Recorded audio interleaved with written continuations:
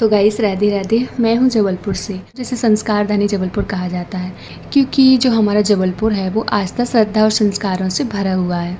और यहाँ पर बहुत ही रहस्यमयी मंदिर है, बहुत ही प्रसिद्ध चीज़ें हैं। तो मेरा ये फर्स्ट ब्लॉग है जिसमें मैं जबलपुर की प्रसिद्ध जगहों के बारे में बताने वाली हूँ। तो उसमें से एक जगह में आई हूँ जिसका नाम है त्रिपुर सुंदरी मंदिर।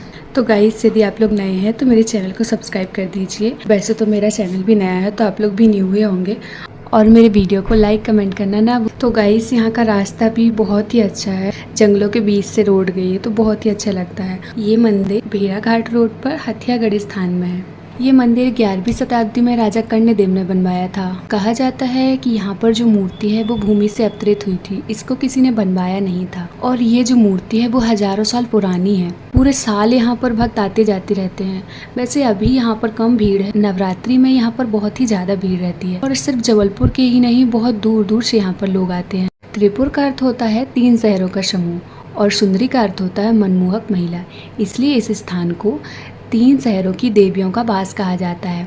और पर माता महालक्ष्मी, माता महाकाली और माता सरस्वती, इन तीनों की ही मूर्तियां हैं। कहा जाता है कि 1951 से यहाँ पर एक अखंड ज्योत जल रही है। 73 सालों से किसी अखंड ज्योत का जलना ही अपने आप में एक विशेषता को दर्शाता है। और कहा जाता है कि जब तक ये ज्योत जलती रहेगी तब तक श्रद्धालुओं की मनोकामना पूरी होती रहेगी। और यहाँ पर जो श्रद्धालु आते हैं, यहाँ पर एक चुनरी में लपेट के नारियल बांध देते हैं और उसमें अपनी मनोकामना कह देते हैं। यहाँ पर नारियल बांधने की प्रथा है। कहा जाता है कि नारियल बांधने से जो भी कोई मनोकामना करता है उसकी मनोकामना पूरी होती है। तो हम भी आ गए यहाँ पर नारियल बांधने। तो गाइस, बहुत ही अच्छा लग रहा है, यहाँ पर बहुत ही सुकून मिल रहा है।